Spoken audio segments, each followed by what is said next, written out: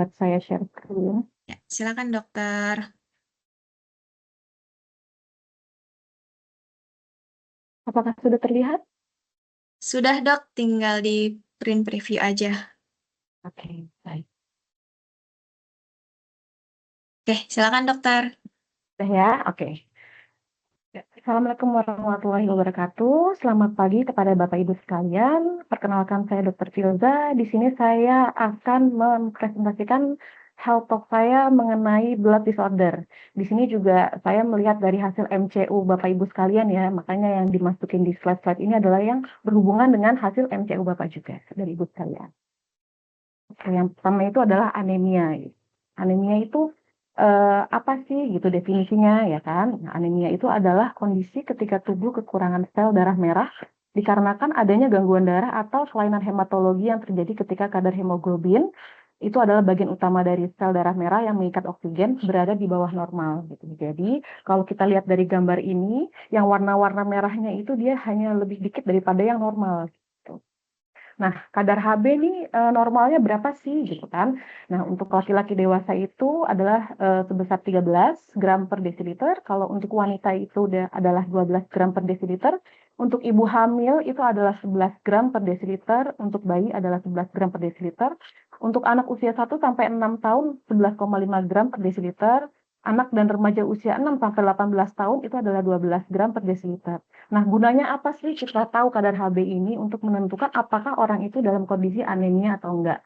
Dan untuk kita tahu kadar HB ini juga menentukan tata laksana yang akan kita berikan gitu. Nah, di sini ada yang red flag-nya itu kalau HB itu sudah 8 gram per desiliter, itu tanda-tandanya sudah terjadi anemia berat. Penyebab anemia tuh apa aja sih gitu kan? Pasti Bapak Ibu bertanya gitu. Nah, penyebabnya tuh ada 3 gitu. Yang pertama itu adalah produksi sel darah merah yang kurang. Ini adalah dari pabriknya, pembentukannya itu di sumsum tulang. Nah, itu memang dia produksinya kurang gitu.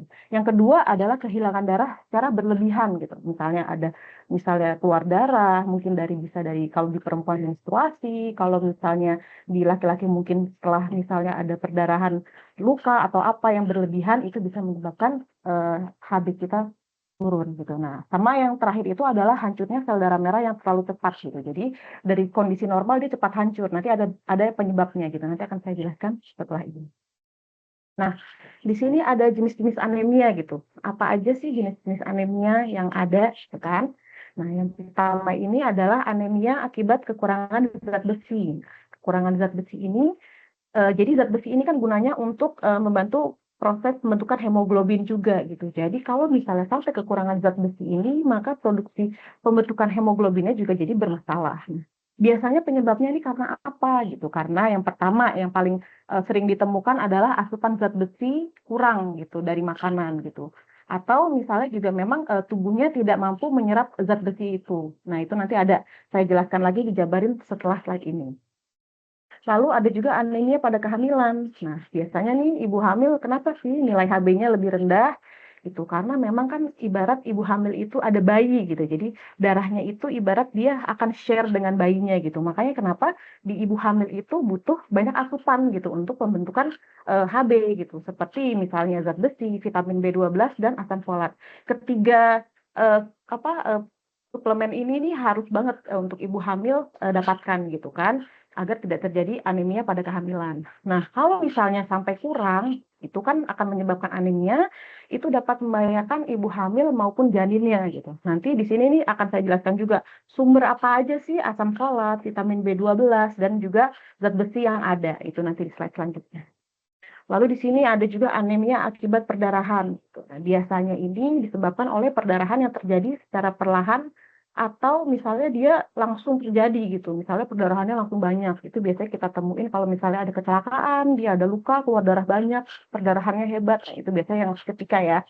Nah, penyebabnya itu kan misalnya tadi yang saya sebut cedera, gangguan menstruasi, biasanya pada wanita juga bisa menyebabkan perdarahan. Misalnya ini ada ibu-ibu yang dia mensnya banyak banget. Nah, itu kan bisa membuat HB juga turun biasanya gitu. Juga ada ambeien atau wasir itu kan juga ada perdarahan gitu. Biasanya kalau ambeien wasir itu perdarahannya tidak langsung banyak dia, sedikit-sedikit tapi terus-menerus kalau misalnya nggak diatasin. Lalu juga ada peradangan pada lambung gitu. Kenapa sih peradangan pada lambung bisa? Karena lambung kalau sudah dia mengalami peradangan, dia akan gampang terluka. Nah, lukanya itu nanti akan mengeluarkan darah dan itu biasanya tidak disadari gitu. Jadi nanti tiba-tiba udah taunya HB-nya rendah. Nah, itu salah satunya gitu. Nah, terus juga kanker usus. Kita tahu memang kanker usus juga dia menyebabkan HB rendah gitu karena juga ada perdarahan di ususnya itu gitu kan. Itu biasanya untuk masalah perdarahan di lambung dan di usus itu memang agak sulit untuk mendeteksi di awal gitu. Biasanya nanti kita lihat dari uh, pas kita saat buang air besar gitu, ada perubahan warna atau tidak gitu, atau misalnya ada tambahan darah di fesesnya kita itu. Jadi memang butuh pemantauan lebih gitu kalau untuk yang perdarahan di dalam ya ini kita bilang.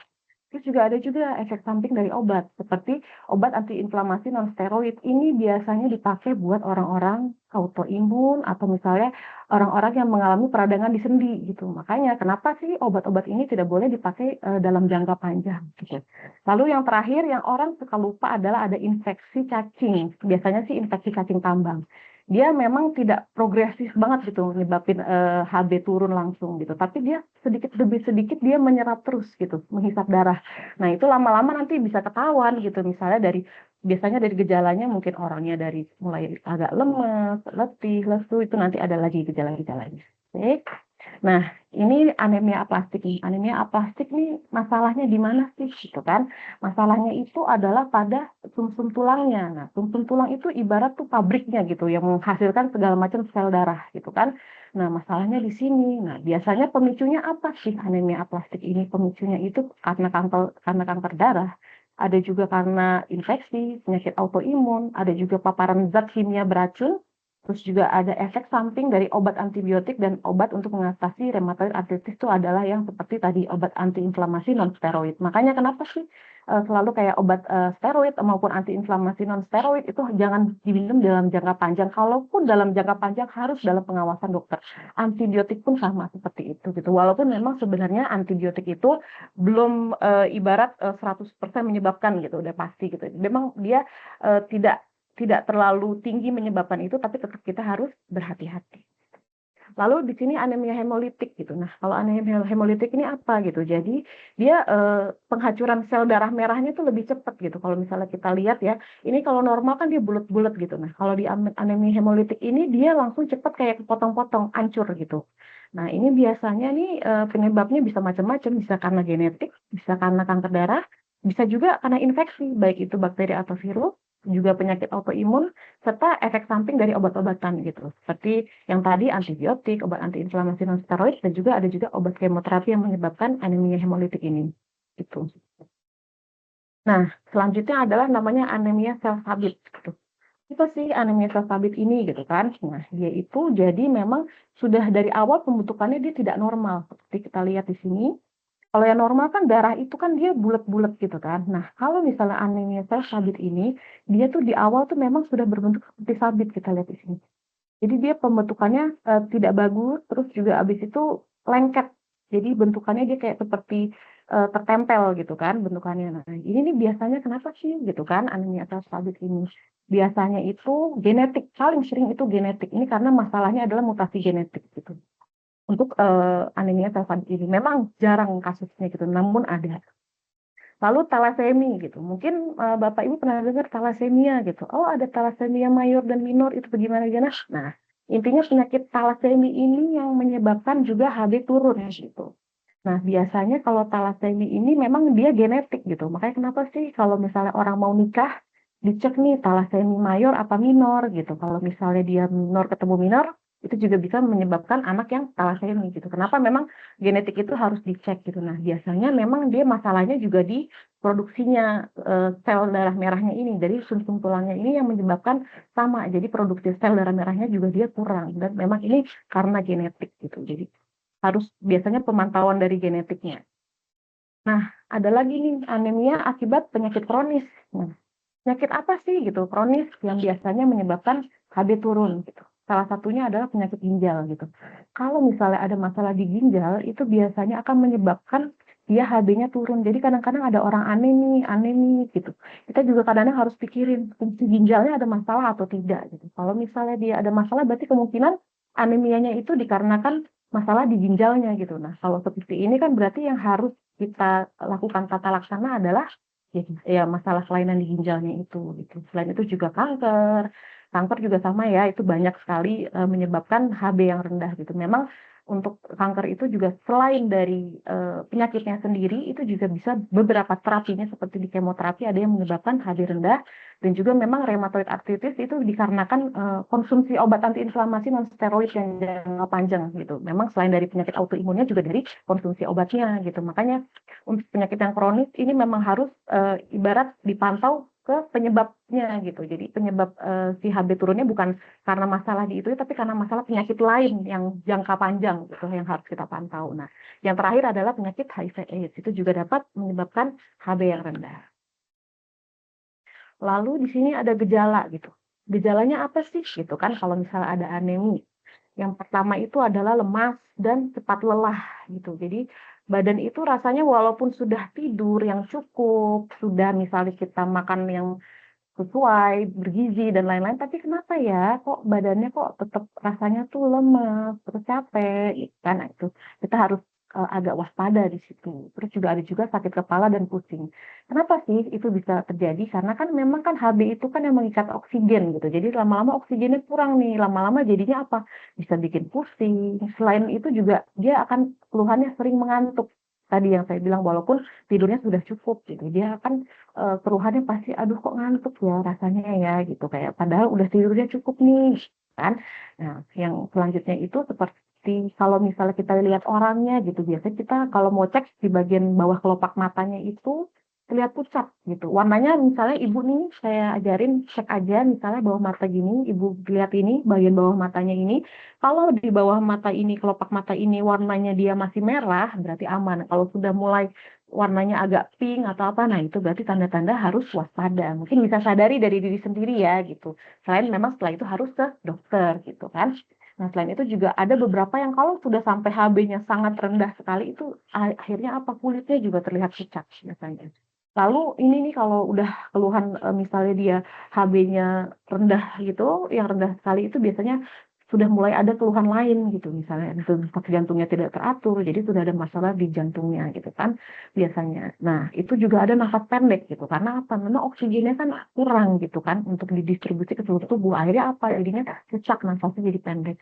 Selain itu juga ada keluhan di nyeri dada dan juga dingin di tangan dan kaki gitu. Itu kalau sudah kondisi anemia berat, mungkin sudah di bawah 8 gram per desiliter gitu. Nah, makanya sebelum sampai terjadi kondisi seperti itu, alangkah baiknya sadari di awal. Nah, kebetulan nih saya dapat nih ada brosur. Nah, brosurnya kebetulan pas banget ada gambar ibu hamil gitu. Tapi sebenarnya yang mau saya ambil di sini adalah 5L-nya gitu. Kita harus eh, kayak waspada kalau sudah ada keluhan lesu, lelah, letih, lemah, lalai. Lalai itu artinya konsentrasinya berkurang gitu. Nah, kalau udah mulai ada keluhan-keluhan seperti itu, nah alangkah baiknya kita mulai sadari nih. Paling gampang apa sih sadarinya? Kita cek aja nih kelopak bawah mata kita nih gitu. Kalau misalnya kok warnanya agak beda ya, misalnya ceknya boleh bareng dengan teman atau keluarga gitu dibandingkan gitu. Kalau misalnya terlihat sudah lebih warnanya lebih tidak terlalu semerah yang lain gitu.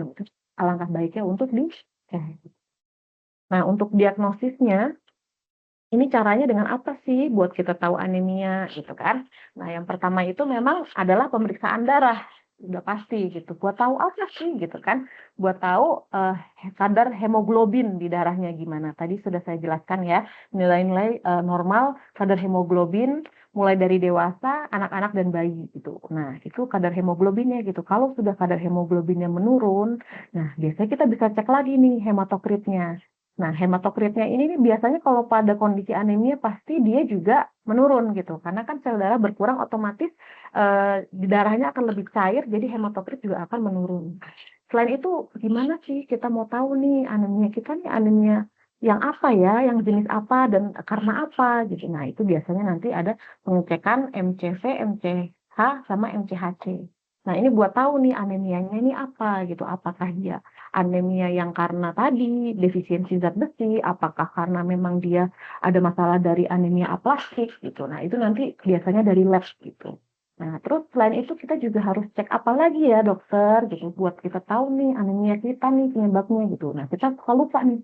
Oh iya, ada untuk pembentuk HB itu ada tiga asupan yang biasanya orang suka lupa nih apa ya gitu kan. Ferritin, vitamin B12 sama asam folat gitu. Nah, di ferritin ini biasanya kalau misalnya dia rendah, otomatis kompensasinya nanti HB-nya dia akan ikutan turun gitu. Nah, makanya kenapa ini harus dicek. Nah, kalau misalnya dia masalahnya karena zat besi gitu misalnya, nah berarti kan kita kan anemianya kan karena kekurangan zat besinya, berarti kita harus apa? Harus memperbaiki zat besinya gitu. Dengan apa gitu. Nanti kan ada tata laksana selanjutnya gitu. Nah, juga vitamin B12 dan asam folat. Sebenarnya paling bagus memang semua itu eh, pengecekannya itu dilakukan komprehensif gitu semuanya. Tapi kita lebih baik sebenarnya step by step aja dulu gitu. Mungkin memang sampai di MCV, MCH, MCHC ini mungkin sudah ketahuan gitu penyebabnya apa. Nanti baru tiga yang ferritin, vitamin B12 dan asam folat ini baru nanti ditambahkan saja kalau memang diperlukan. Gitu. Kecuali memang kalau pada ibu hamil baru itu biasanya wajib. Gitu. Oke. Terus sudah kita tahu nih dari lab ada anemia gitu. Terus gimana ya dokter kalau saya tahu nih saya udah ada anemia gitu kan. Oh, berarti kan harus cari tahu nih penyebabnya gitu. Kita lihat dulu, biasanya kan dari pemeriksaan fisik dan lain-lain kita cek juga. Tapi juga kita harus misalnya pantau kalau memang misalnya dia ada keluhan nih. Oh dokter saya ada keluhan di buang air besar saya warnanya hitam, terus fetus saya cair, hitamnya tuh kayak warnanya tuh hitam kelam gitu dokter. Kayak gitu, misalnya gitu. Nah itu tuh kita harus waspada, itu sudah mulai ada tanda-tanda perdarahan di lambungnya gitu. Atau misalnya dokter saya pas BAB warnanya jadinya pup saya tuh jadi merah gitu. Merahnya itu nggak netes tapi dok jadi campur dengan pup saya. Nah itu kita juga harus waspada tuh kemungkinan ada perdarahan di dalam. Nah itu gimana kita mau tahu nih gitu ada perdarahannya gitu kan? Dengan biasanya endoskopi gitu. Kita melihat gitu apakah ada luka di lambungnya atau enggak di ususnya yang menyebabkan perdarahan. Jadi memang kita harus step by step gitu. Misalnya nih dari endoskopinya sudah terlihat ada masalah perdarahan lambung, berarti kita harus atasi perdarahan di lambungnya gitu. Nanti setelah diatasi lama-lama juga dia HB-nya akan naik. Memang kita lihat juga untuk HB-nya apakah perlu tindakan lain atau tidak. Jadi nah, USG. Biasanya USG ini lebih ke perempuan gitu, buat tahu apakah ada penyebab dari masalah kewanitaannya gitu yang menyebabkan misalnya perdarahan. Misalnya dia, dokter saya mensnya itu banyak dokter. Gitu. Kalau misalnya sehari bisa, softteknya nggak kehitung gitu. Nah itu kita udah harus waspada, itu kita harus cari tahu tuh gitu. Kemungkinan masalahnya memang ada di eh, sistem reproduksi si wanita itu gitu. Nah, jadi kalau misalnya kita cuma ngatasin anemianya aja gitu, kita nggak cek yang lainnya gitu, misalnya cuma dari lab, tok cukup gitu. Otomatis apa? Misalnya HB-nya naik, nanti akan turun lagi, naik akan turun lagi gitu. Makanya kenapa harus ada pemeriksaan lainnya lagi. Salah satunya adalah USG, terutama untuk wanita kalau USG ini biasa. Nah, ini nih udah yang ibarat yang kalau memang terdiagnosa gitu dari pemeriksaan lain-lainnya gitu sudah ke arah misalnya masalahnya memang di produksi dari sel darahnya yang bermasalah. Berarti apa di sumsum tulangnya? Untuk tahu gitu, misalnya ada masalah apa nih di sumsum tulangnya gitu. Nah, biasanya nih ada namanya pemeriksaan aspirasi sumsum tulang. Tapi itu ibarat pemeriksaan yang sudah sangat spesifik sekali kalau memang sudah ada penunjang lainnya gitu, misalnya kayak dari lab, dari yang lain-lain udah jelas baru dilakukan pemeriksaan ini gitu. Ini jadi untuk kita tahu juga gitu kalau memang masalah di produksinya mau dilakukan terapi apapun, mau kita lakukan tindakan apapun pasti akan turun lagi dan turun lagi gitu. Jadi memang kita harus tahu juga gitu kalau memang ada masalah di pabriknya ibarat sumsum tulangnya ini. Nah, untuk pengobatan anemia itu apa ya gitu kan? Pasti kan orang mikirnya oh minum suplemen kayak Sangobion apa-apa gitu misalnya saya maaf ya nyebut merek misalnya. Nih, jadi yang pertama itu langsung saya kelompokkan gitu kan. Ini ada anemianya kalau misalnya karena defisiensi zat besi, dan kehamilan, intinya kan dia butuh apa? Bahan-bahan asupannya dari apa? Dari zat besi, vitamin B12, dan asam folat gitu. Jadi kalau memang kita lihat dia masih bisa dari asupan, dari makanan, seperti kita tahu nih kalau zat besi itu paling banyak di mana sih dokter? Pasti kan pada nanya. Yang pertama adalah sayuran hijau yang berwarna gelap, seperti bayam, itu zat besinya tinggi. Pokoknya cari sayuran hijau yang berwarna gelap. Yang kedua, dari protein. Proteinnya apa ya dokter ya? Daging merah. Kalau misalnya udah tahu nih kita kurang zat besi, terus kita misalnya makannya daging ayam aja atau nggak daging ikan aja, otomatis itu tidak akan memenuhi kebutuhan asupan zat besi karena memang di daging ayam dan daging ikan itu tidak mengandung zat besi. Jadi memang pentingnya makan daging merah karena itu gitu kan. Nah, selain daging merah ada beberapa organ dari hewan yang memang bisa juga kandungan zat besinya tinggi seperti hati. Nah, hati ayam atau enggak misalnya hati sapi itu tuh memang kandungan zat besinya tinggi gitu. Nah, di situ tuh kita bisa buat konsumsi gitu. Nah, selain itu apalagi ya dokter ya kalau misalnya dari buah-buahan ada nggak ya dokter yang zat besinya tinggi banget ini dokter gitu. Yang tinggi itu salah satunya adalah buah bit. Tuh. Mungkin Bapak Ibu pernah dengar buah bit. Nah, buah bit itu tuh kandungan zat besi yang sangat tinggi sekali gitu. Cuman memang rasanya tidak enak gitu. Saya pernah nyoba juga kebetulan memang rasanya tidak enak gitu kan. Jadi intinya kalau memang orang jarang mau konsumsi juga karena memang ya rasanya tidak enak gitu. Cuman kalau orang yang tahu kandungannya sangat bermanfaat, itu alangkah baiknya memang buah bit itu dikonsumsi. Nah, terus udah gitu asam folat dari makanan apa ya dokter ya asam folat? Ingat aja asam folat itu banyak juga di sayuran hijau, terus juga di kacang-kacangan, biji-bijian gitu kan, biji-bijian sama di buah. Nah, buahnya apa ya dokter? Nah, buah jeruk, lemon, pisang itu juga ada kandungan asam folatnya. Gitu. Jadi mungkin Bapak Ibu bisa nanti kan bisa sambil dicari, dicatat. Untuk omongan saya juga mungkin bisa dicatat-catat gitu. Ingat, oh iya, kata dokter tadi saya harus makan buah ini biar asam folatnya bagus kandungan di badannya gitu-gitu. Jadi intinya dari asupan itu memang sebaiknya kita harus cukup gitu. Jangan sampai kita kurang gitu. Kan kalau mungkin kalau kayak buah jeruk dan pisang mungkin Bapak Ibu masih suka lah rasanya enak ya dibanding buah bit tadi gitu kan. Nah, itu jadi coba sering-sering konsumsi. Selain itu kan juga di buah jeruk dan di buah jeruk itu memang ada kandungan vitamin lain kayak vitamin C, di pisang juga ada kalium. Jadi memang buah-buahan kalau bisa setiap hari harus konsumsi dan juga sayuran hijau. Ternyata sayuran hijau yang semakin warnanya pekat itu semakin bagus gitu. Jadi ingat itu kata-kata saya, pokoknya kalau sayuran hijau warnanya pekat, oke, saya harus makan. Terus udah gitu ada lagi nih tambahan vitamin B12. Nah, dia juga yang membantu proses pembentukan hemoglobin gitu kan, sel darah merah. Apa aja dari sumbernya? Kalau vitamin B12 dari susu dan produknya, terus juga dari seafood terutama di kerang, terus juga dari ikan salmon dan juga ada di ayam. Jadi sebenarnya ini kan eh, kalau dari asupan-asupan bisa dalam makanan sehari-hari gitu kan. Jadi kalau bisa memang dalam sehari di asupan ini harus dipenuhi gitu. Karena nanti ngaruhnya juga apa di HB-nya gitu kan. Nah, kalau misalnya memang dengan asupan tidak ada perbaikan atau enggak kita lihat nih misalnya kadar HB-nya misalnya sudah 10 gitu kan. Asupan kayaknya ini ngejarnya kurang. Nah, boleh kita ke pemberian suplemen gitu. Nah, suplemen zat besi kan ada vitamin B12 dan asam folat. Sekarang juga ada suplemen zat besi dengan asam folat langsung digabung gitu. Jadi suplemen sudah banyak gitu. Cuman memang kita tuh lebih prefer kalau untuk asupan itu adalah yang alami dulu gitu. Seperti dari makanan gitu ya, dari buah, sayur ataupun misalnya protein. Nah, yang terakhir ini kalau memang dirasa misalnya sudah dicek ferritinnya rendah banget nih, kayaknya kalau dikejar asupan, suplemen, kayak ini nggak kekejar deh nih. Nah, ini berarti ini harus dikasih apa? Pemberian zat besi intravena. Nanti itu harus dengan dokter gitu. Jadi karena memang harus dipantau pemberiannya dan lain-lain. Gitu. Tapi memang pertamanya adalah asupan dan suplemen dulu memang jika bisa gitu. Nah, untuk anemia pada perdarahan, yang pertama harus ditanganin apanya dulu sih, gitu ya, perdarahannya gitu.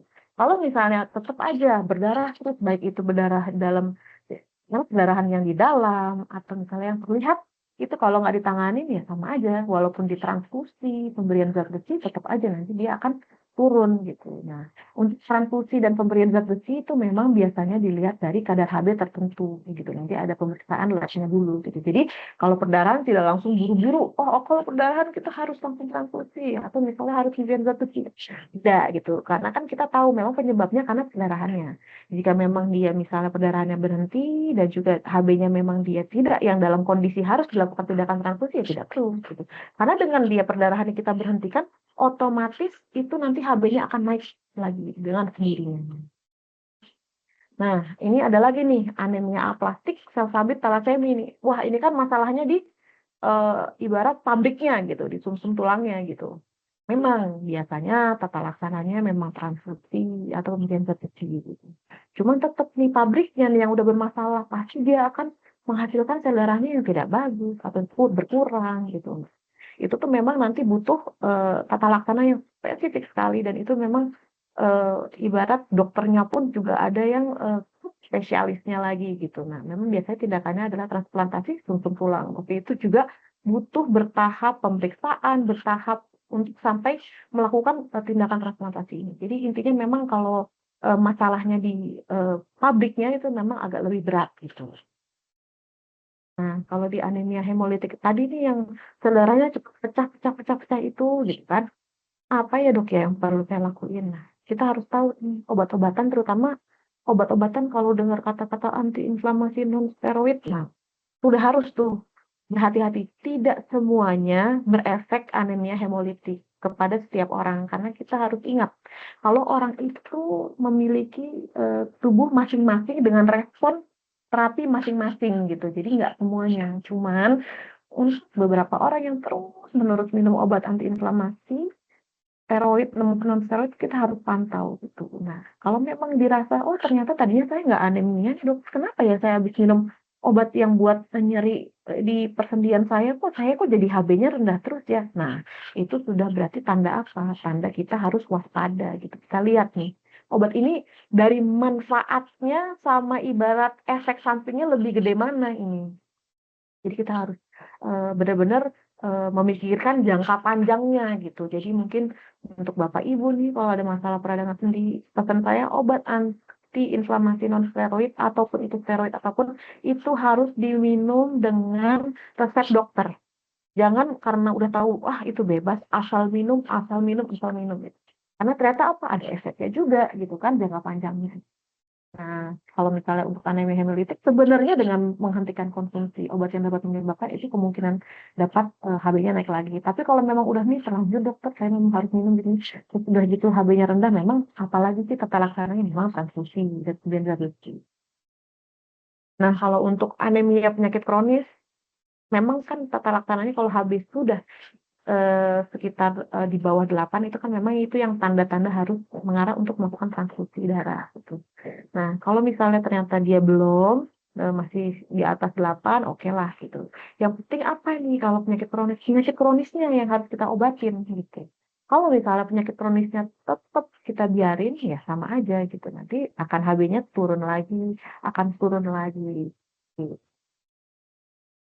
Nah, pasti kan nanya, aduh komplikasinya apa ya kalau saya anemia, gitu kan. Kalau tadi kan gejalanya, nah komplikasinya yang pertama ya itu kan, misalnya Bapak Ibu jadi nggak konsen deh kalau misalnya kerja atau aktivitas apapun, karena kan konsentrasinya udah nggak ada, badannya capek, ngantuk, kelelahan rasanya, lesu gitu. Jadi akhirnya apa? Kesulitan melakukan aktivitas sehari-hari.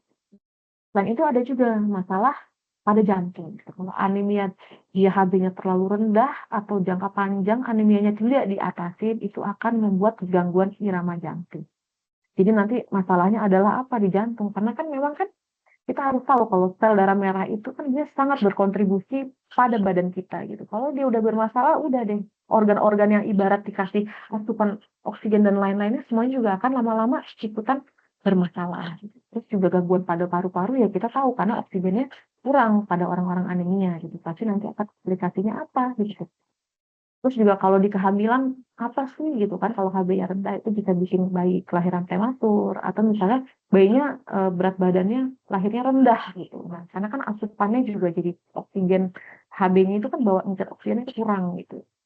Terus kalau pada anak-anak ya pasti gangguan proses tumbuh kembang, dan juga kalau misalnya nih kita anemia, ciri-cirinya lain apa? Kita rentan terkena infeksi.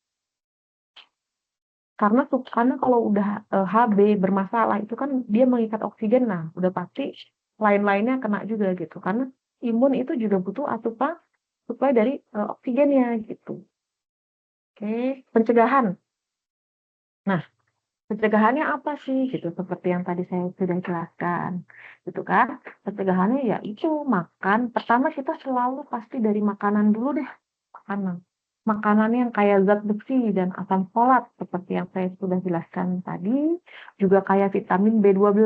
Ingat aja, oh iya saya ingat nih kata dokter Filza, pokoknya kalau misalnya saya makan harus ada kandungan asam folat, vitamin B12, dan juga zat besi gitu. Harus ingat itu karena untuk membantu proses pembentukan hemoglobin sel darah merah gitu. Jadi ingat terus Pak, oh ya saya harus makan nih gitu. Jadi itu kan hal simpel yang suka orang lupa gitu. Untuk sehari-hari tidak terpenuhi gitu kan.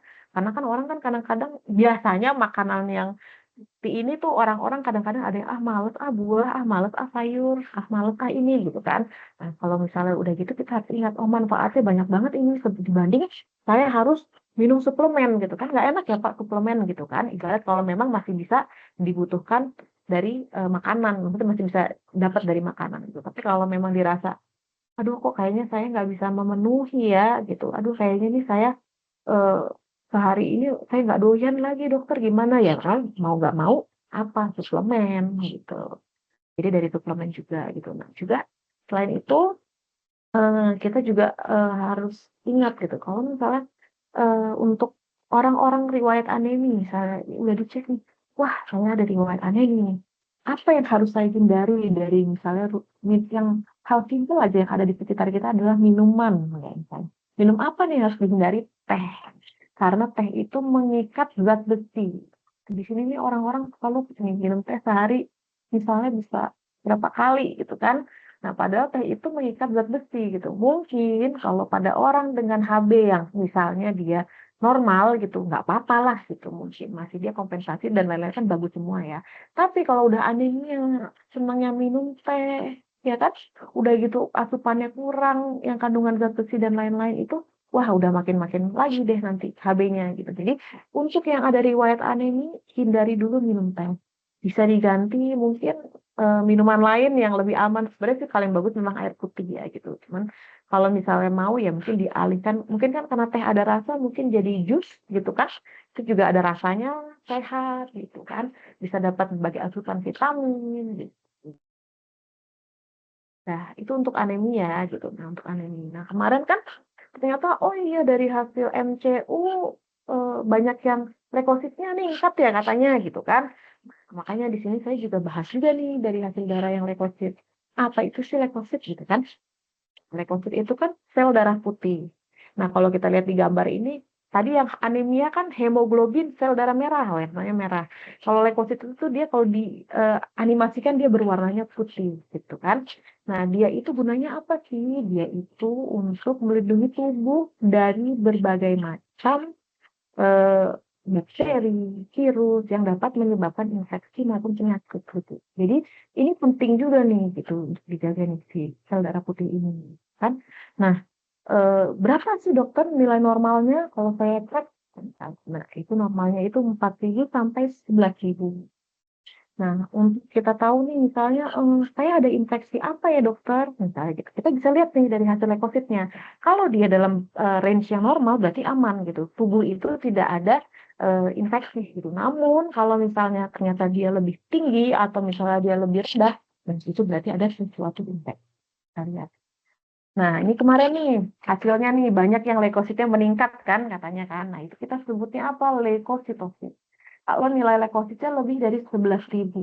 Nah, itu penyebabnya karena apa ya dokter ya? Biasanya karena infeksi akut akibat difteri. Ada juga reaksi alergi yang kadang-kadang menyebabkan dia leukosit meningkat. Karena alergi itu kan ibarat kan tubuh menganggap si alergen itu sebagai benda asing gitu. Jadi kadang-kadang leukosit pun ikut meningkat gitu kan. Karena dianggap juga kalau kayak bakteri, virus kan itu dianggapnya adalah benda asing gitu.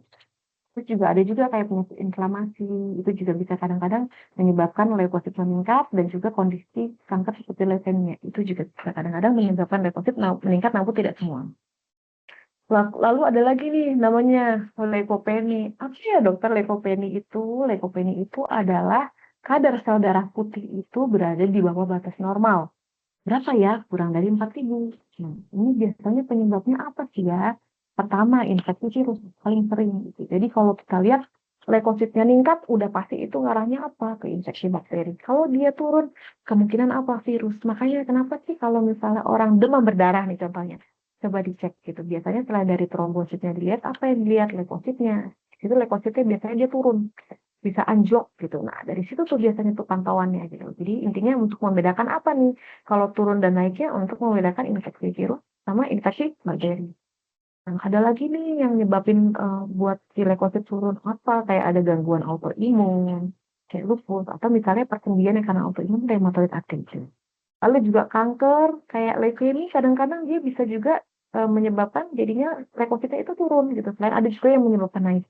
Lalu juga myelofibrosis itu ada masalah di darah juga, kanker darah itu juga nyebabin apa leukositnya turun. Dan juga ada juga efek samping obat nih, biasanya rata-rata obat kemoterapi. Makanya kenapa sih orang kalau habis kemoterapi kok harus dijaga, maksudnya harus benar-benar steril, harus ruangannya beda ini, karena memang dia sel darah putihnya ini menurun gitu. Jadi kalau dia terkena bakteri atau virus dia gampang sekali langsung menjadi penyakit karena dia daya tahan tubuhnya aja, sel darah putihnya untuk melawannya aja tuh sudah tidak ada gitu atau berkurang. Nah, yang terakhir kan dari hasil lab kemarin katanya laju endap darahnya pada naik nih gitu. Kenapa ya dokter kok laju endap darah saya naik gitu kan, pasti pada bingung ya. Di sini laju endap darah nih gunanya kita tahu tuh buat apa sih? Nah, yang pertama itu adalah mendeteksi peradangan gitu. Misalnya nih, kalau misalnya ada peradangan di dalam tubuh, mungkin akibat inflamasi atau kena infeksi, itu LED naik gitu. Jadi memang LED naik tuh kita harus cari penyebab lainnya gitu. Apakah mungkin peradangan sendi juga bisa LED-nya naik. Peradangan dimanapun itu dia dapat menyebabkan LED naik. Dan juga peradangan karena infeksi juga bisa menyebabkan LED naik. Jadi kita lihat juga leukositnya gimana nih gitu, meningkat apa enggak gitu. Kalau misalnya meningkat kan biasanya bakteri, kalau dia turun itu kan virus. Jadi memang LED ini guna tahunya buat itu, mendeteksi peradangan. Nah, udah gitu juga memantau penyakit kronis gitu. Jadi misalnya kita lihat nih, untuk penyakit-penyakit yang biasanya karena autoimun, itu kan kita harus cek LED karena autoimun itu ibarat dia menyerang badannya sendiri sehingga menyebabkan peradangan juga gitu. Si badannya itu gitu. Jadi kayak si eh, badannya itu yang menyebabkan peradangan itu sendiri tanpa penyebab dari luarnya gitu kan. Nah, itu makanya kenapa LED ini suka dicekin gitu untuk lihat nih efektif nggak ya obat yang autoimun yang saya kasih gitu, atau enggak misalnya gimana nih perkembangan penyakitnya nih, maksud eh stage-nya naik apa enggak ya gitu. Kalau misalnya buat penyakit-penyakit yang memang autoimun yang menyebabkan peradangan pada badannya sendiri. Lalu di sini juga yang tadi yang saya bilang, dia bisa mendiagnosis penyakit gitu kan. Yang tadi misalnya kalau LED naik, kita lihat dulu nih penyebabnya apa. Apakah dia infeksi atau misalnya dia ada masalah yang lain-lain gitu. Jadi memang dia sebagai tambahan gitu. Tidak bisa kita pakai buat sebagai hasil yang akurat buat menentukan diagnosa. Dia itu tambahan saja. Nah, itu juga misalnya kan kalau bingung-bingung nih, untuk tahu nih kok gejalanya nggak jelas ya, aduh saya kenapa ya, kok saya rasanya gini gini gini gini. Nah, itu juga bisa tuh kita cek LED-nya gitu. Kalau misalnya dia ada meningkat, nah kita mungkin bisa pikirkan hal-hal yang bisa menyebabkan LED meningkat kayak tadi gitu. Jadi intinya LED ini adalah gunanya untuk sebagai penambah diagnosa gitu. Di sini yang normalnya berapa sih dokter gitu. Kalau normalnya LED itu untuk dewasa itu 0 sampai 15, wanita itu 0 sampai 20, anak-anak 0 sampai 10. Makanya kenapa sih kadang-kadang kalau misalnya Bapak Ibu bawa anaknya gitu dicekin selain dari tahu leukosit apa LED-nya gitu buat tahu nih peradangannya gimana nih. Kalau dia tinggi banget berarti dia bisa juga inflamasinya tinggi, berarti infeksi bakterinya dia lumayan gitu. Jadi intinya itu LED. Nah, kita pokoknya harus selalu stay healthy dan stay happy. Kenapa? Kalau misalnya kita healthy, pasti kita happy. Kalau kita happy, kita juga sehat gitu. Itu dua kata yang selalu saya pakai gitu. Sekian dari saya presentasinya. Terima kasih atas waktu yang diberikan. Mungkin kalau misalnya ada yang mau ditanyakan, silahkan. Ya, terima kasih Dokter Filza atas pemaparan materinya tentang kelainan darah ya Bapak Ibu. Jadi eh, penjelasannya sangat detail ya Dok ya untuk yang anemia ini ya Dok ya. Nah, jika Bapak Ibu memiliki pertanyaan, boleh tuliskan di kolom chat atau boleh langsung raise hand. Jadi bisa langsung tanya ke Dokter Filzanya langsung nih ya. Oke, sambil menunggu pertanyaan ya Dok ya. Nah, eh, ini Dok, misalnya ada seseorang yang terjadi mimisan ya Dok. Ada mimisan, terus atau ada tanda biru di kaki Dok gitu ya. Nah itu nggak tahu faktornya karena apa, tiba-tiba besokannya lihat kok kaki saya biru gitu ya. Ada tanda-tanda seperti itu. Nah, apakah tanda-tanda seperti itu merupakan adanya kelainan darah Dok? Izin menjawab ya. Ya, silakan Dok. Jadi intinya kayak mimisan atau tiba-tiba lebam itu sebenarnya kalau mimisan sendiri berbeda. Dia memang masalahnya ada pembuluh darah di hidungnya itu yang ada dua macam ya untuk mimisan ya. Antara dia pembuluh darah di hidungnya itu memang dia sensitif. Jadi kalau misalnya dengan suhu panas maupun dia kegesek itu dia gampang langsung mimisan gitu. Itu yang satu hal. Nah, satu hal lagi memang trombosit. Trombosit itu kan buat apa sih gunanya gitu kalau misalnya di eh, sel darah itu kan ya. Nah, gunanya untuk memberhentikan perdarahan gitu. Nah, jadi kalau misalnya orang dengan trombositnya rendah, dia itu bisa misalnya kayak kebentur dikit langsung gampang perdarahan. Dia misalnya tiba-tiba langsung pingsan gitu. Jadi memang masalahnya di trombositnya gitu. Dia buat kayak memberhentikan terjadinya perdarahan itu dia tidak ada gitu. Jadi biasanya kalau trombosit yang rendah terutama gitu. Nah, itu memang penyebabnya macam-macam. Bisa memang karena ada penyakit masalah di darahnya atau ya memang kayak infeksi virus. Makanya kenapa sih kalau demam berdarah, kalau misalnya trombositnya rendah, eh, tolong ya jangan sikat gigi yang keras-keras. Ini juga badannya hati-hati jangan kepentok-pentok gitu. Jadi kalau dia terbentur dikit dia sudah langsung proses perdarahannya dia langsung dan berhentinya lama gitu karena memang si trombositnya ini rendah yang membuat agar si perdarahannya itu cepat berhenti gitu. Makanya kenapa sih gitu harus dijaga gitu. Kalau misalnya orang dengan trombosit yang rendah. Seperti Oke. itu. Jadi harus dicek lebih lanjut ya Cek dok ya. lebih Misalnya lanjut. Nah, sering merasakan gejala-gejala tersebut ya dok ya, sebaiknya langsung ya dicek ke dicekin di vaskes ya dok ya, supaya paskes. bisa Nah, diteliti lebih lanjut penyebabnya apa ya dok. diteliti lebih lanjut atau penyebabnya dan itu biasanya memang kita sudah bisa dapatkan hasil itu dengan pemeriksaan kalau disebutnya hematologi lengkap. Itu dia sudah ada semua di situ gitu. Jadi makanya kalau misalnya saran saya untuk misalnya kenapa sih MCU wajib gitu kan? Setiap tahunnya dicek. Nah, karena itu kita bisa tahu segala macamnya nanti dari situ gitu masalah-masalah yang ada gitu. Oke dok, terima kasih. Berarti Ya, tadi untuk yang penderita demam berdarah itu ya dok ya, karena kan trombositnya lagi rendah ya dok ya. Berarti enggak, itu juga sangat berbahaya ya dok bagi berbahaya. penderita anemia yang mengalami demam berdarah ya dok ya. Demam berdarah gitu itu ibarat bahaya juga gitu kan udah perdarahannya dia susah berhenti terus HB-nya rendah gitu makanya kenapa kita harus benar-benar komprehensif gitu komprehensif jadi jangan cuma kita lihat ininya aja HB-nya aja ininya aja tapi kita juga harus lihat semua dari trombosit ada masalah gitu salah satu kenapa sih saya pakai contohnya itu demam berdarah karena orang paling hafal kalau demam berdarah trombosit langsung tahu kan kalau saya contohin penyakit misalnya masalah darah yang lain atau apa pasti kan orang-orang akan lebih kayak apa ya itu kalau demam berdarah itu salah satunya Oke, Dok.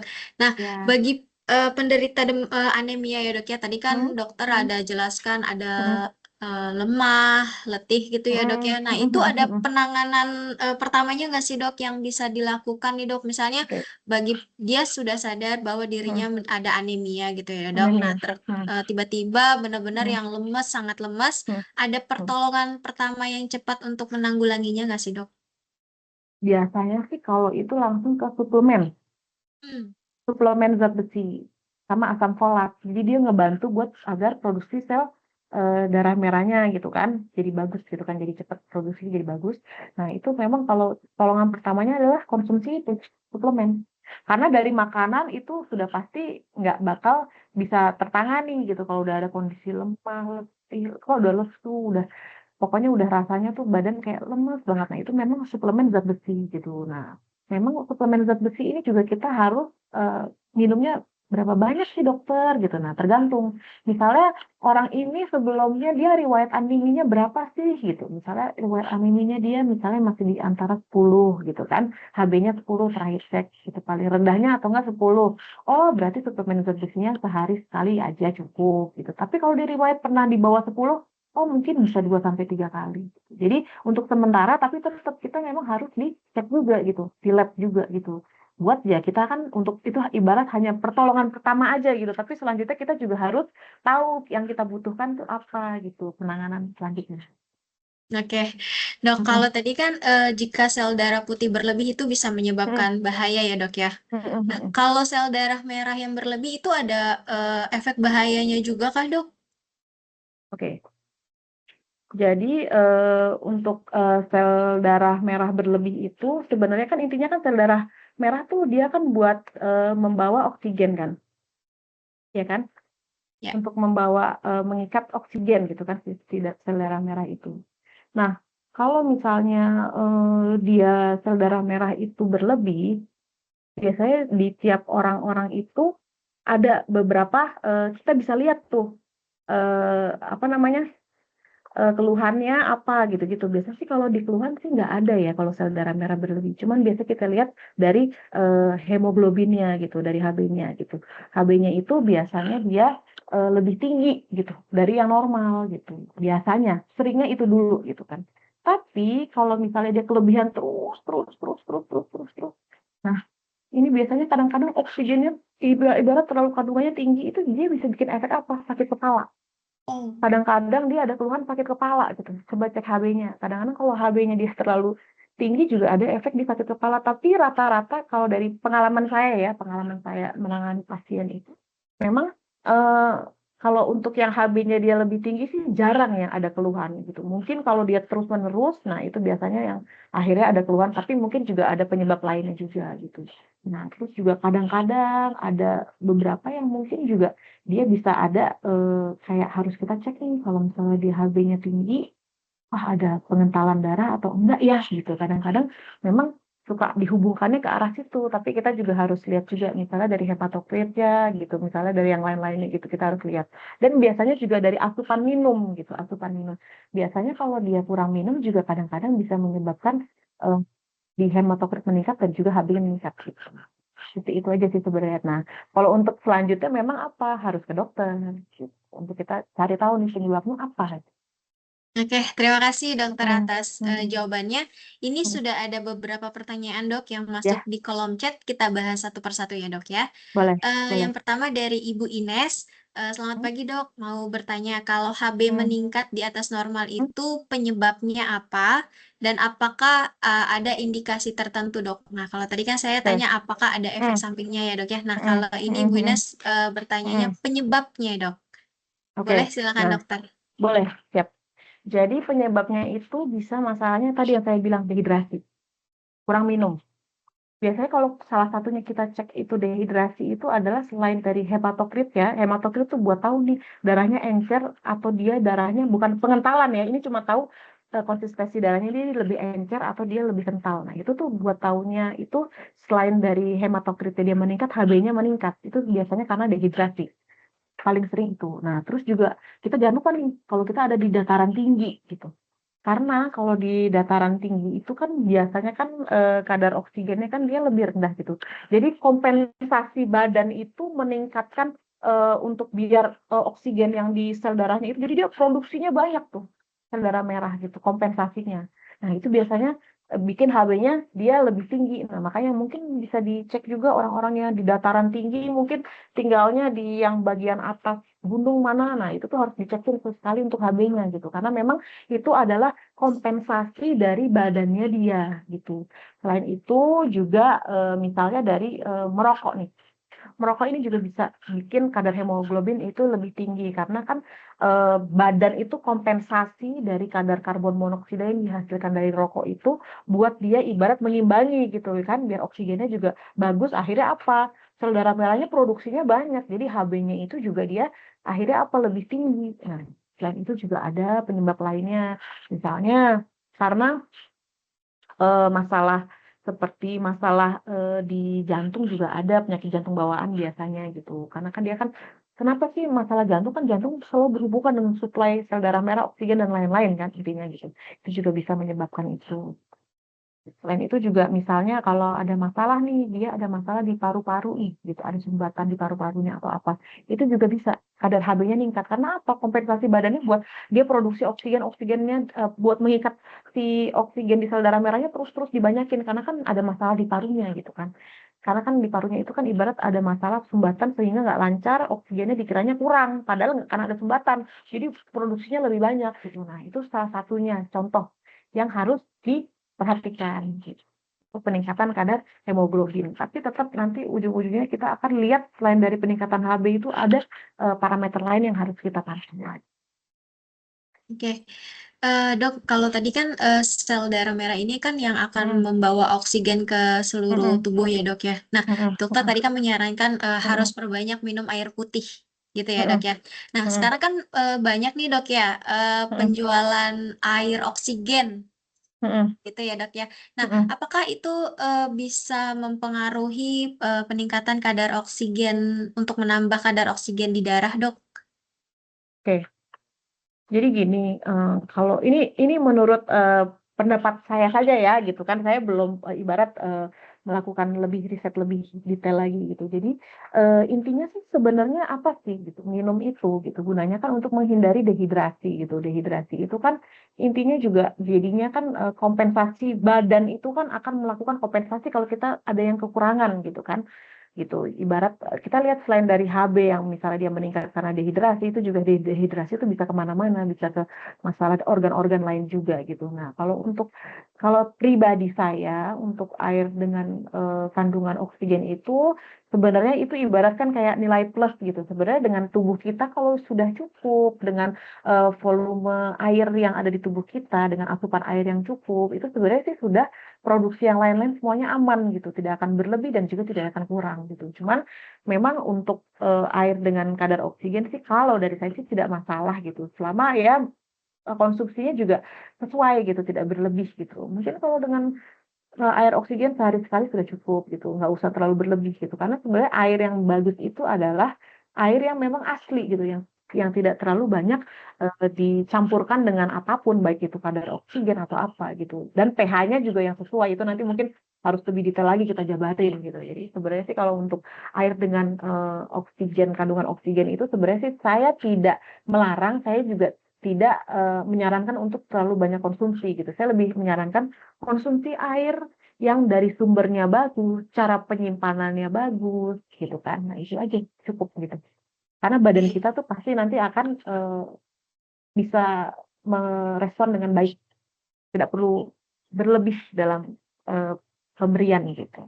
Oke, terima kasih dokter. Jadi intinya harus perbanyak minum air putih ya dok ya, supaya Air putih, sel darah volume darah merahnya tetap juga terbantu tetap. berproduksi ya dok. Apakah ada tambahan dari Ibu Ines? Silakan. Oke, sudah oke. Saya lanjut ke pertanyaan berikutnya ya dok ya, dari Ibu Tiara Nur Pratiwi. Pagi dokter, izin bertanya, saya beberapa kali dengar tips di media sosial agar para perempuan disarankan untuk minum obat penambah darah sejak remaja, terutama saat menstruasi.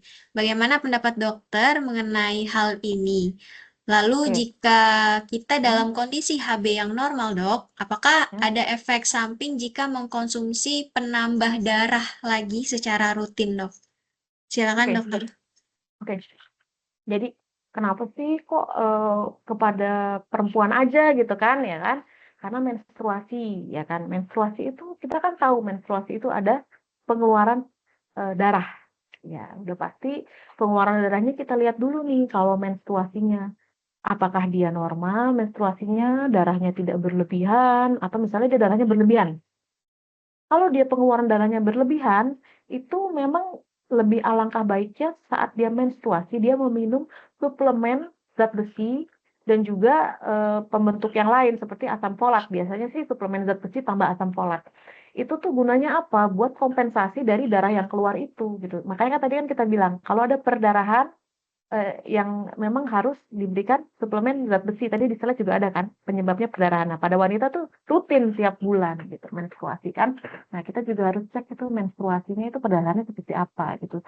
Kalau saran dari saya saat sedang menstruasi dengan jumlah volume darah yang lumayan banyak, itu nggak apa-apa minum aja sehari sekali gitu. Karena memang itu terbuang tuh sel darah merah terbuang, zat besinya semua terbuang gitu. Makanya khusus wanita memang berbeda. Untuk suplemen zat besi memang saat menstruasi baik diminum. Kalaupun misalnya ibarat saya HB-nya normal dokter, tapi saya pas mens saya minum juga itu nggak apa-apa. Karena kan intinya saat mens itu terbuang juga dia. Nah, jadi ini ibaratnya kompensasi eh, tambahan gitu untuk menambah ibarat zat besi yang terbuang saat menstruasi. Gitu. Dan kalau menurut saya kalau dari asupan untuk saat wanita sedang menstruasi itu menurut saya sih kurang ya, kurang. Jadi memang suplemen saya setuju gitu. Biasanya sih ada kan kayak Sangobion, maaf sebut merek ya, atau suplemen apapun, Maltopher dan lain-lain itu saran saya sih boleh gitu saat sedang menstruasi. Diminum sehari sekali aja kalau yang tidak ada riwayat anemi gitu. Nah, kalau ada riwayat anemi, nah ini kita lihat dulu nih HB-nya berapa gitu. Nah, ini menentukan sehari berapa kali sih ini kita kasih gitu. Jadi saya masuk yang setuju untuk penambahan suplemen zat besi saat sedang menstruasi pada wanita. Memang eh, manfaatnya banyak gitu. Dan tidak ada masalah kalau misalnya HB-nya dia itu normal tapi saat menstruasi dia minum gitu. Ibarat ada pengeluaran, ada pemasukan lagi. Seperti itu. Oke, jadi memang bisa disarankan ya dok ya bagi Bisa wanita disarankan. yang dalam kondisi menstruasi untuk Mm-mm. mengkonsumsi suplemen untuk penambah Mm-mm. darahnya ya dok ya. Nambah darah saat menstruasi, betul. Ya. Saat Apakah menstruasi aja. oke, Hmm. apakah ada tambahan dari Ibu Tiara?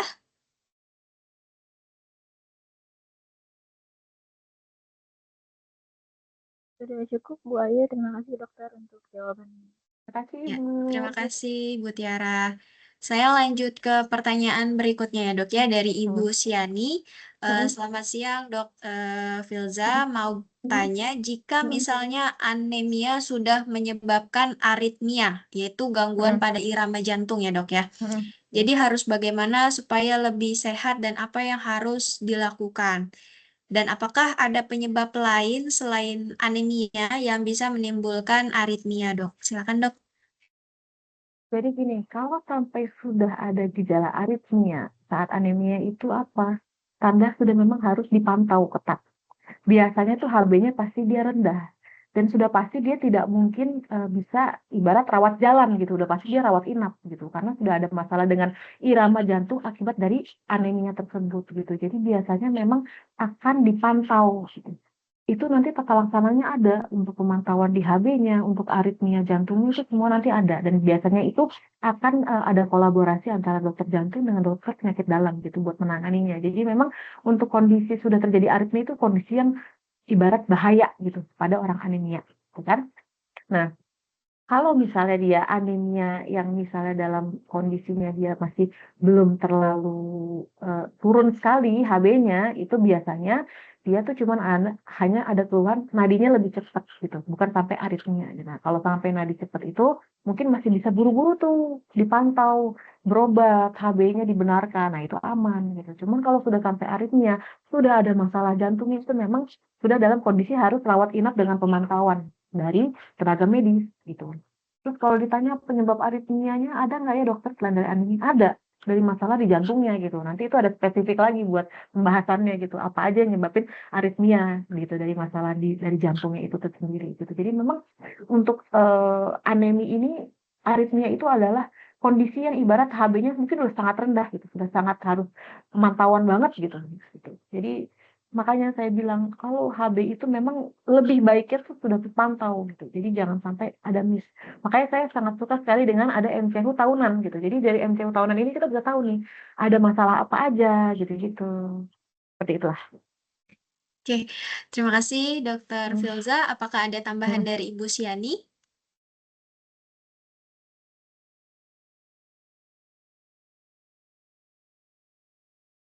Oke, jika ada tambahan boleh silakan dituliskan di kolom chat ya Ibu Siani. Saya lanjut ke pertanyaan berikutnya dok dari Ibu Puspita. Hmm. Ibu Puspita ini dari Jember dok. Hmm. Nah pertanyaannya adalah Hmm. ibu saya menderita autoimun dengan profil Hmm. darahnya yang kurang bagus dok. Hmm. Di mana salah satunya HB-nya rendah, trombositnya Hmm. rendah. Hmm. Apakah trombosit rendah ini yang menyebabkan mimisan dalam jumlah yang cukup banyak, tapi tidak Hmm. ada gejala pusing, dok?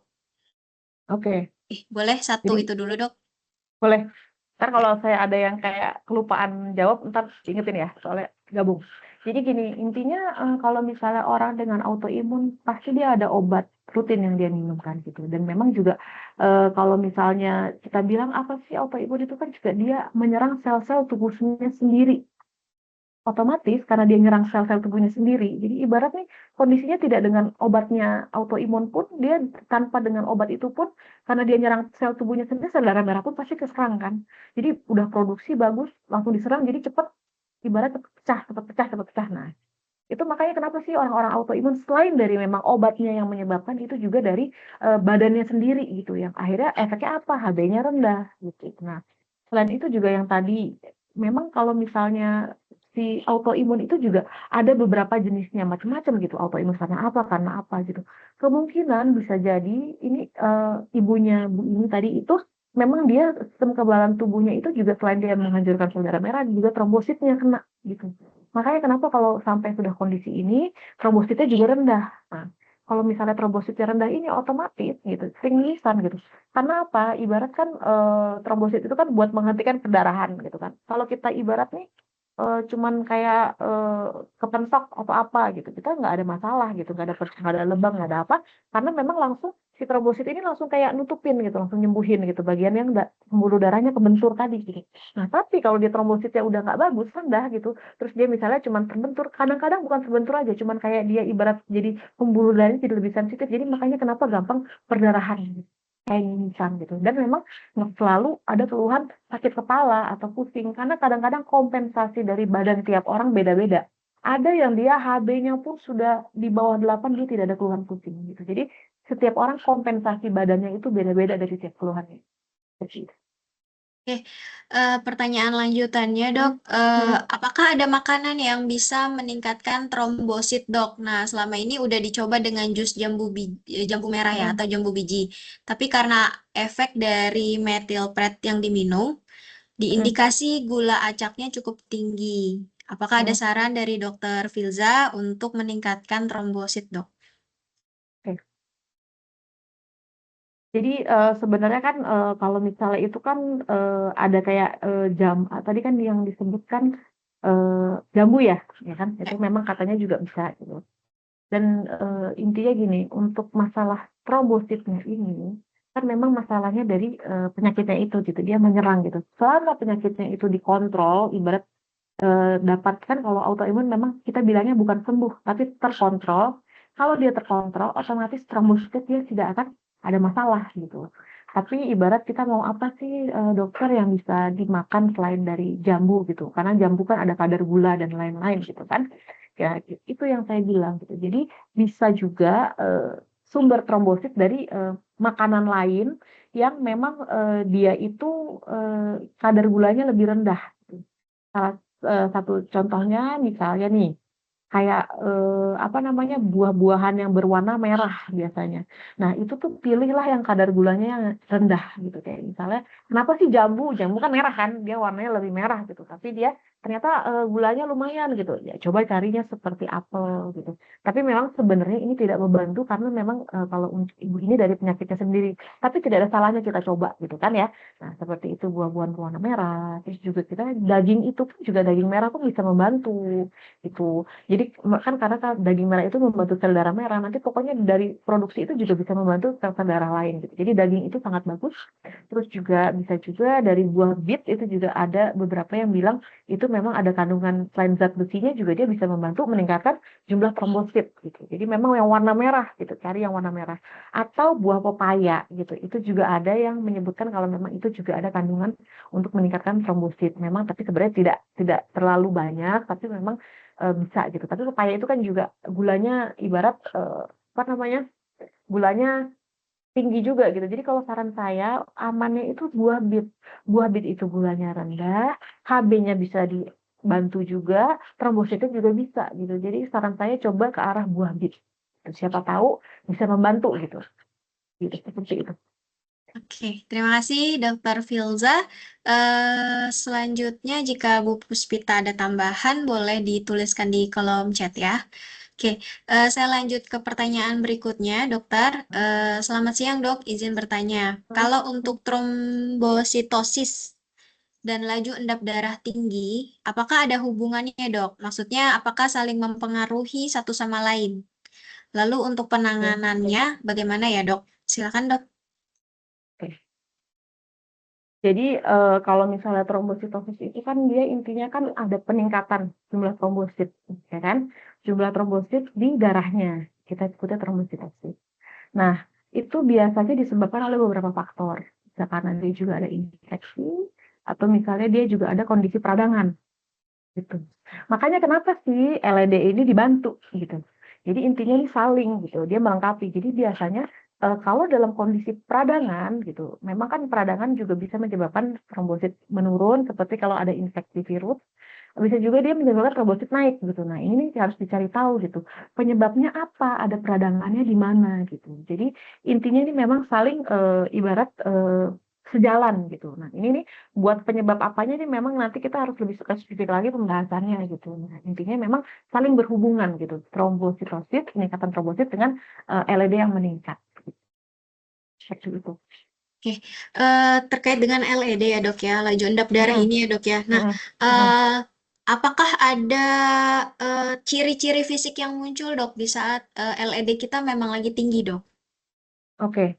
Jadi kan gini kan, misalnya nih LED tinggi gitu, ciri-cirinya apa sih gitu? Kalau misalnya dari fisik kan LED kan intinya kan dia kan ada peningkatan dikarenakan ada peradangan gitu. Nah biasanya gitu, peradangannya di mana gitu kan, misalnya gitu kan, mau tahu gitu biasanya. Kita juga cek pertama gitu, apakah dia ada riwayat nyeri sendi, nyeri di otot juga, itu juga bisa bikin LED meningkat gitu karena peradangan. Selain itu juga demam. Demam itu adalah kondisi peradangan yang ada dan kompensasinya adalah demam gitu. Nah, biasanya kan dia kan ada kayak karena infeksi atau apa. Nah, salah satu contohnya kalau LED meningkat itu adalah demam, ada nyeri di sendi, terus juga ada keluhan kadang-kadang sakit kepala, tapi sebenarnya tidak terlalu spesifik ya, tapi lebih ke arah demam dan dia ada kelihatan nyeri gitu. Nyeri di bagian tertentu gitu. Atau memang kalau misalnya dia ada penyebab peradangan di organ-organ tertentu, misalnya peradangan di jantung atau misalnya yang lain itu memang juga kita harus cek ada keluhan-keluhan lain gitu misalnya antara di jantungnya berasa tidak nyaman atau misalnya dia ada rasa-rasa yang lain gitu. Jadi memang LED ini nih ibarat yang kalau mau dasar aja gitu ya apa sih gitu gejalanya kalau kita mau tahu itu adalah demam yang paling pertama. LED pasti biasanya meningkat dan selain itu juga memang ada keluhan yang tadi gitu, apakah ada nyeri-nyeri di persendian gitu, ataukah memang ada infeksi, misalnya gejala dari infeksinya itu sendiri gitu kita lihat gitu, misalnya seperti itu sih. Kita harus harus memang nggak bisa spesifik banget gitu. Memang cuman yang paling sering adalah demam dan biasanya ada nyeri persendian itu juga biasanya LED-nya dia meningkat. Yang sering Oke. ya gitu. Hmm. Berarti dalam kondisi tersebut memang yang harus ditangani lebih dulu adalah infeksinya ya, Dok ya? Infeksinya karena LED tuh nanti dia akan menurun kan dia sebenarnya mau tahu ada peradangan atau enggak ya gitu nanti dia akan turun dengan sendirinya kalau infeksinya ditanganin atau penyakit lainnya ditanganin gitu misalnya ada peradangan di sendi atau di organ-organ tertentu nah itu kalau misalnya ditanganin otomatis dia akan kompensasinya menurun sendiri gitu. Dia tuh cuma Oke. jadi sign buat ngasih tahu nih tubuh nih lagi ada peradangan nih karena apanya saya nggak tahu tapi ini ada peradangan gitu biasanya kayak gitu seperti itu Sebagai alarm ya, Dok ya? alarm gitu Ya. biasanya kayak gitu. Oke, terima kasih Dokter Filza. Apakah ada tambahan dari Bu Mudrika? Jika iya, boleh silakan dituliskan di kolom chat ya. Bapak Ibu yang ingin bertanya langsung dengan Dr. Filza boleh raise hand.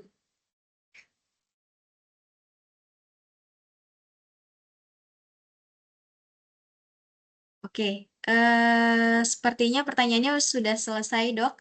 Oke, Baik. oke. Sebelum saya tutup, apakah ada closing statement dari Dr. Filza? Silakan. Oke.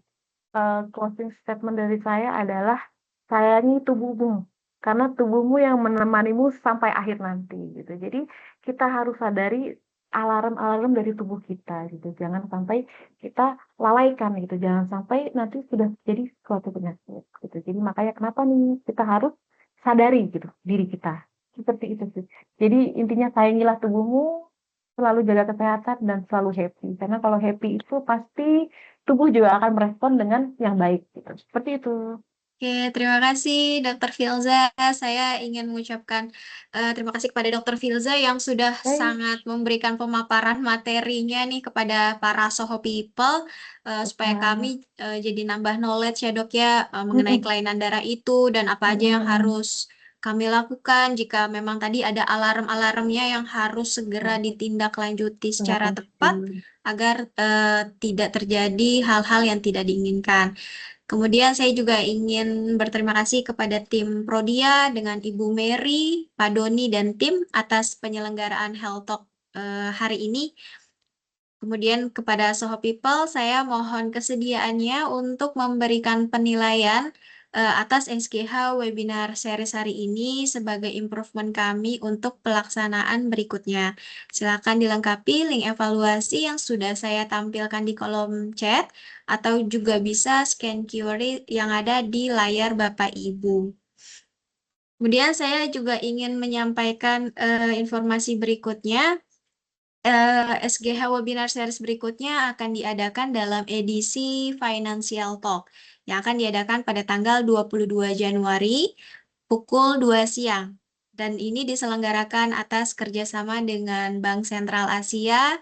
Topiknya adalah membangun strategi investasi. Jadi Bapak Ibu, nanti kita akan kirimkan detail informasinya, segera daftar melalui link registrasi agar Bapak Ibu dapat mengetahui bagaimana sih cara membangun strategi investasi yang tepat sehingga kita bisa sehat secara finansial.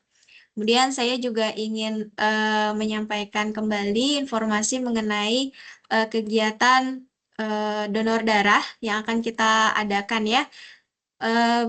Berkat kerjasama dengan Palang Merah Indonesia, kita akan mengadakan donor darah kembali Bapak Ibu yang diadakan di hari Jumat ini ya, tanggal 10 Januari pukul 8 sampai dengan 11 siang yang berlokasi di Head Office Pulau Gadung 6. Segera daftarkan diri Bapak Ibu yang ingin mengikuti donor darah ini karena kuotanya terbatas untuk 75 orang. Dan untuk donor darah ini hanya untuk karyawan Soho Global Health yang berlokasi kerja di Jabodetabek. Baik, terima kasih kepada Bapak Ibu Soho People atas antusiasmenya hari ini. Saya ucapkan selamat siang, salam sehat selalu untuk kita semua. Sampai jumpa di SGH Webinar Series berikutnya. Terima kasih, Dr. Filza. Sama-sama. Terima kasih semuanya. Selamat siang. Selamat siang. Terima kasih, Bu Mary, Pak Doni. Thank you, Terima kasih, Dok. Bu. Thank you. Izin. Dadah.